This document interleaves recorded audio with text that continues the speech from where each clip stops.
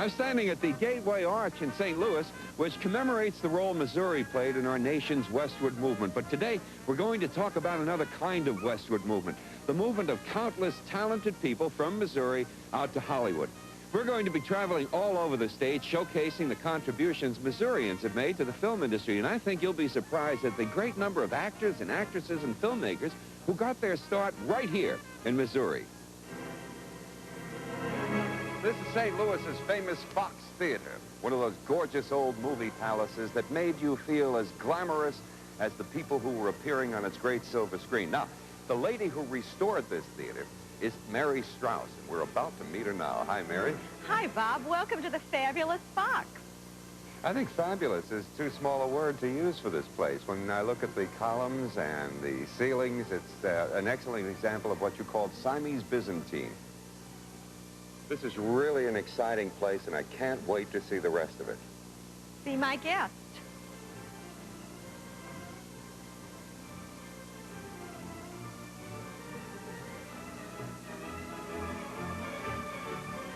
This place is just unbelievable.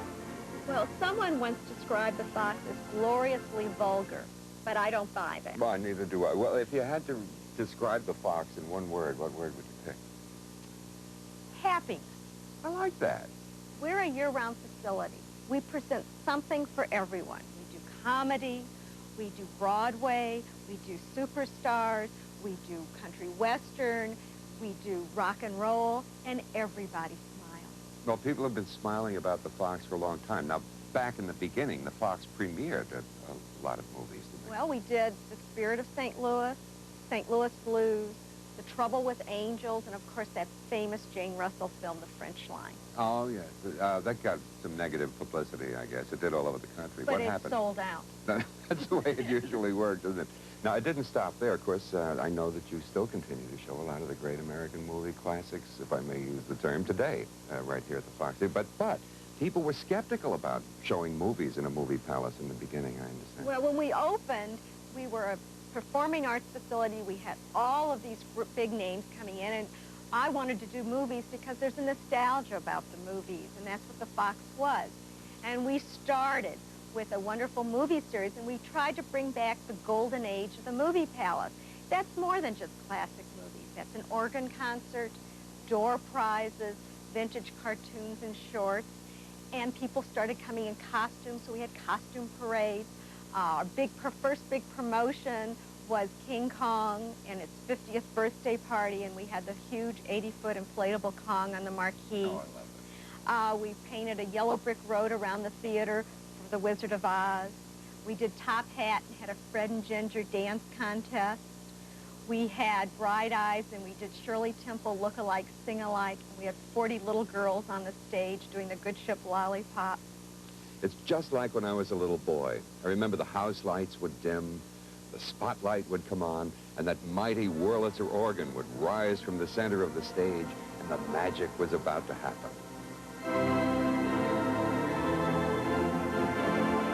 There were faces that appeared on this screen that created additional excitement because they belonged to friends or relatives from nearby St. Louis neighborhoods. Virginia Mayo was born here and attended St. Louis Dramatic School. Agnes Moorhead went to Central High School. Irene Dunn went to Loretta Academy. And Shelley Winters is from here, along with Katherine Grayson. And one more St. Louis native made an impact on Hollywood. The lady whose legs inspired our GIs to win World War II, Miss Betty Grable. Cuddle up a little closer, lovey mine. Cuddle up and be my little clinging vine. There was a certain extra excitement whenever a Betty Grable picture played in this town. And that's because there was a time when you could see her walking right down this street on her way to school at the Mary Institute. Come on in, there's somebody I'd like you to meet.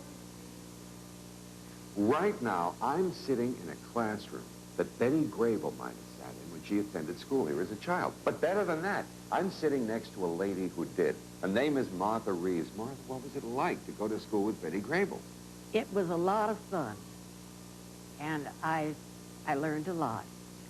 I learned that there were things that you didn't say when you were out with boys because it might embarrass them. But Betty could say them, and she could get away with it because she had such an innocent look on her face, as though she didn't know what she was talking about. And of course she did. And then I used to buy her sandwiches downstairs where they sold the watercress sandwiches for, I think it was 3 cents. 3 cents? Yes, and she owes me a lot of money.